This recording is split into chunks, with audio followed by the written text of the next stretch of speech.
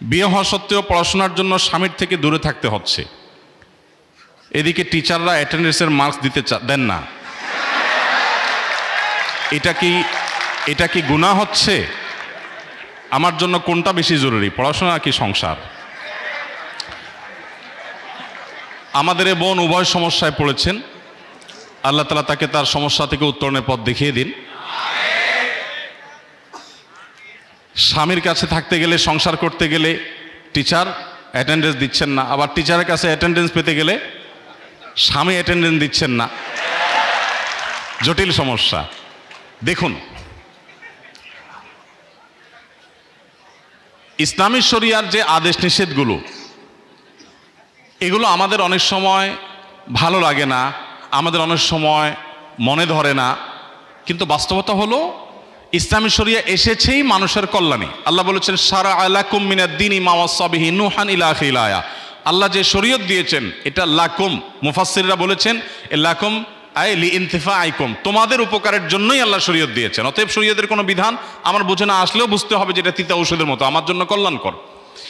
এবার আসা যাক উত্তরে, সেটা হলো যদি কোনো নারী বিবাহের পর তিনি যদি নিয়মিত পড়াশোনাতে মনোযোগী হন, নিয়মিত পড়াশোনা করেন, কন্টিনিউ থাকেন, এদিকে অ্যাটেন্ডেন্স ঠিক রাখতে গিয়ে যদি ওই দিককার অ্যাটেন্ডেন্স তিনি মিস করেন এবং তার স্বামীর চরিত্রের সংরক্ষণ যদি চ্যালেঞ্জিং ব্যাপার হয়ে যায়, তাহলে সেক্ষেত্রে সেই নারীর জন্য ইসলামের শরিয়াত দৃষ্টিকোণ থেকে তার সংসারকে প্রায়োরিটি দেওয়া বেশি গুরুত্বপূর্ণ।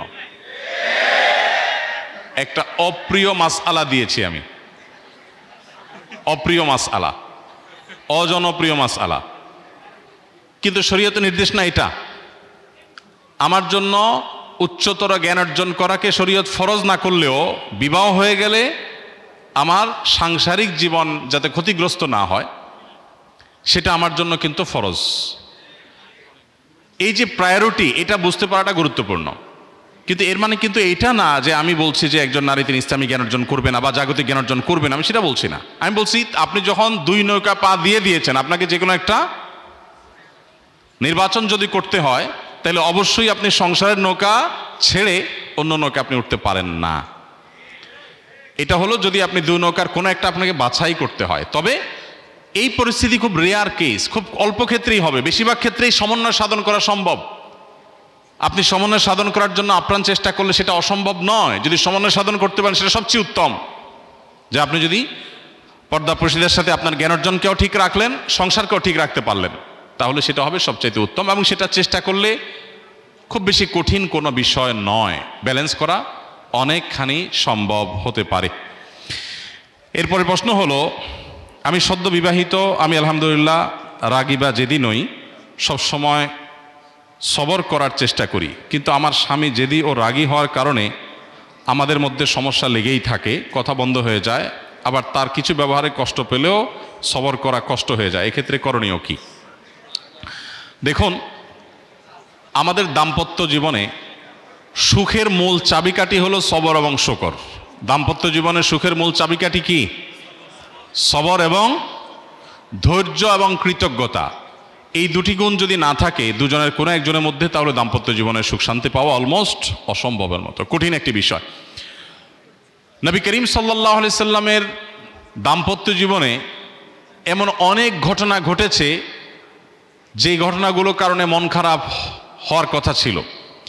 মন খারাপ হয়তো হয়েছেও কোনো কোনো ক্ষেত্রে, কিন্তু সেটা খুবই সাময়িক ছিল। দাম্পত্য জীবনে স্বামী স্ত্রী একসাথে চলতে গেলে নিজেদের মধ্যে বোঝাপড়ার গরমিল হওয়া, একটু মন খারাপ হওয়া, এগুলো খুবই স্বাভাবিক একটি বিষয়। দুজন মানুষ বিভিন্ন বিষয়ে ভিন্ন মত তৈরি হবে, ভিন্ন দৃষ্টিকোণ থাকবে, এই বিষয়গুলোতে ধৈর্যের কোনো বিকল্প নেই। বিশেষ করে মেয়েদেরকে আমরা বলতে চাই, মেয়েরা তাদের সাংসারিক জীবনের শুরুতে তাদেরকে বেশি একটু স্ট্রাগল করতে হয়। আমাদের সামাজিক প্রেক্ষাপটে নারীদের প্রতি নানা বৈষম্য, তাদেরকে কোণঠাসা করে রাখার চেষ্টা, নানা কুসংস্কার, এগুলোর কারণে মেয়েদের উপরে অনেক বেশি কষ্টকর হয় তাদের সাংসারিক জীবনের শুরুর সময়টা পার করা। কিন্তু আমি বলি সব সময়, সাংসারিক জীবনের শুরুতে আমাদের সামাজিক বাস্তবতায় পুরুষ শুরুতে একটু বেটাগিরি দেখাইলেও সাংসারিক জীবনের শেষে এসে কিন্তু পুরুষ পুরাটাই বিড়ালের মতো থাকে। কিভাবে? প্রথম বিয়ের পর যেহেতু একজন নারী, তিনি বাবার বাড়ির ছেলে স্বামীর সংসারে আসেন, সেখানে স্বামীর বাবা, স্বামীর ভাই, স্বামীর বোন, স্বামী সব তার, আর উনি একা আরেক ঘরের আরেকটা ফ্যামিলির। খুব স্বাভাবিকভাবেই এতগুলো পরকে আপন করা চ্যালেঞ্জিং একটা কাজ হয়, খুব কষ্টকর হয়। অনেক মেয়েরা এটা ধৈর্য ধারণ করতে পারেন না। আর ওই যে এক শ্রেণীর মানুষ আছে যারা আমাদের ধার্মিকদেরকে, আমাদের মুসলিম বোনদেরকে খোঁচাখুচি করে বলে, আরে কি জন্য এই সমস্ত স্ট্রাগল করবা, বের হয়ে আসো, দেখো জগৎটারে কত সুন্দর। এরা উস্কে দেওয়ার পরের ইতিহাসটা আর জানার চেষ্টা করে না। এই ভদ্রমহিলা তার কথা শুনে যারা বেরিয়ে আসে, তাদের পরবর্তী পরিণতি তারা আর জানেও না, জানার চেষ্টাও করে না।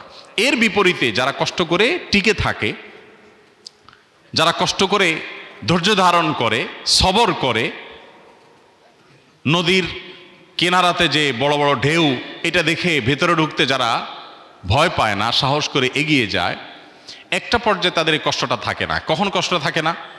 একজন মেয়ে যখন স্বামীর সংসারে যাওয়ার পর প্রথম প্রথম কষ্ট হয়, একটা বাচ্চা হয়, আল্লাহ দেয়, দুইটা বাচ্চা হয়, সংসারে আস্তে আস্তে বাচ্চারা বড় হতে থাকে। এক একটা বাচ্চা বড় হওয়া মানে তার এক একটা বাহিনী দাঁড়ায় যাওয়া। এই ছেলে মেয়েগুলো যখন বড় হয়ে যায়, ডানে দেখে ছেলে দাঁড়ায় আছে, বামে মেয়ে দাঁড়ায় আছে, কদিন পরে ছেলের ঘরের ছেলে, এরপরে মেয়ের ঘরের মেয়ে, এগুলো যত বাড়তে থাকে, এই সবগুলোকে দিন শেষে মায়ের বাহিনী হিসাবে কাজ করে।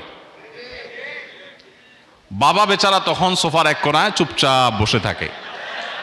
সারা জীবন যত উসফুস করেছে সব শেষ। এখন ভদ্রলোক, পৃথিবীর সবচাইতে ভদ্র মানুষ হিসেবে সোফার এক কোণায় বসে থেকে বিনম্র আচরণ করে তিনি নিজেকে উপস্থাপন করেন। আর ভদ্রমহিলা যত বৃদ্ধ হতে থাকে, যত বয়স বাড়তে থাকে, তার সৈন্য সামন্ত লোকবল, তার বাহিনী ডানে বামে এমনভাবে তার বাড়তে থাকে।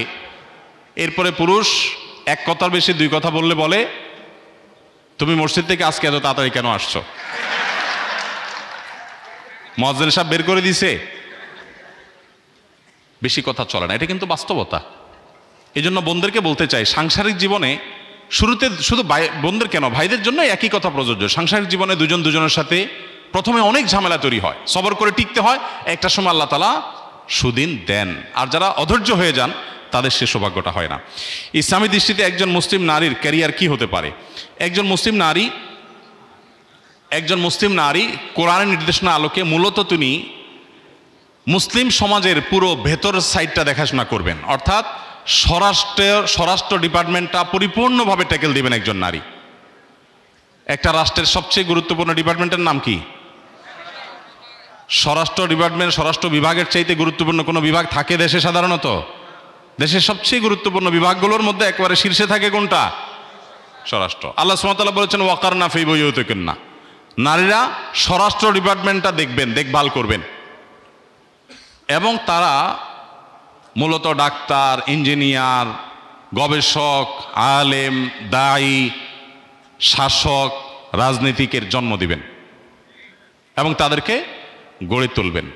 এর পাশাপাশি একজন নারী হিসাবে শরিয়ার যে বিধিবিধানগুলো তার জন্য প্রযোজ্য, সেগুলো মেনে তিনি নিজেও এই সমস্ত সেক্টরগুলোতে তার মতো করে অবদান রাখার সুযোগ আছে। কিন্তু মনে রাখবেন, ইসলামের নারীর যে নারী সুলভ বৈশিষ্ট্য আছে, সেগুলো যদি আপনি বিকিয়ে দিয়ে কিছু করতে চান, ইসলাম সেটাকে অ্যালাউ করে না। পৃথিবীর অনেক দেশে সেটাকে মানুষ ট্রাই করেছে, এক্সপেরিমেন্ট চালিয়েছে। আমরা তাদেরকে দেখি যে তাদের দুই কুলি হারিয়েছে। তাদের ঘরের ভেতরের যে সুখ, সেটা শেষ হয়ে গেছে। আর বাহিরেও যে নারী খুব বেশি সেফ বা নিরাপদে আছেন, তা কিন্তু নয়। পত্রপত্রিকার রিপোর্টগুলো ঘাটলে আমরা দেখতে পাবো। এই জন্য একজন নারী, তিনি তার ক্যারিয়ারকে অবশ্যই জাগতিক সব বিষয় আশয়ের সাথে সংশ্লিষ্ট করে তিনি অগ্রসর হতে পারেন, কিন্তু তার যে নারী সুলভ শরিয়ার নির্দেশনাগুলো আছে, সেগুলোকে পরিপূর্ণভাবে মেনে তারপর যদি সম্ভব হয় করবেন, আর না হলে তিনি ভেতরটাকে সামাল দিবেন। দেখুন, অনেক আগে দৈনিক নয়াদিগন্তে সম্ভবত নিয়মিত বারাক ওবামা, সম্ভবত প্রেসিডেন্ট বারাক ওবামার একটা আত্মজীবনী প্রকাশ হয়েছে। অনেক আগের কথা, আমার যদি ভুল না হয়, নয়াদিগন্তের শুরুর দিককার কথা। তো প্রতিদিন ওনার আত্মজীবনী প্রকাশ পেত একটা একটা করে কিস্তি করে। তো ওটা আমি পড়েছিলাম। একটা জায়গায় তিনি লিখেছেন, অনেকগুলো কিস্তি আমি পড়েছিলাম, একটা জায়গায় তিনি লিখেছেন যে আমাদের মা চাচিরা তারা যখন ঘরে ছিলেন, এবং আমাদের বাপ চাচারা বা দাদি নানিদের জন্য দাদা নানারা বাহির থেকে যখন শপিং করে নিয়ে আসতেন, তাদের পছন্দ অনুযায়ী তারা অনেক কিছু হয়তো কিনতে পারতেন না, কিন্তু তাদের সংসারের জীবন অনেক সুখী ছিল।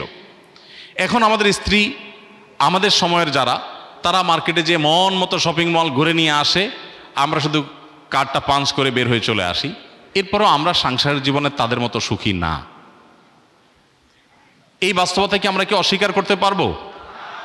আপনার মায়ের সাথে আপনার বাবার বোঝাপড়া যতটা, আপনার সাথে আপনার স্ত্রীর বোঝাপড়া তত ভালো না। এই বাস্তবতা অস্বীকার করা যাবে? অথচ তারা কিন্তু ভালোবাসা আদান প্রদান করার তেমন সুযোগ পেতেন না।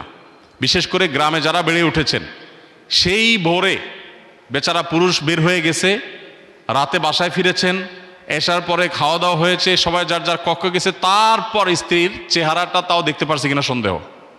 কারণ কারেন্ট ছিল না, হারিকেন বন্ধ করা।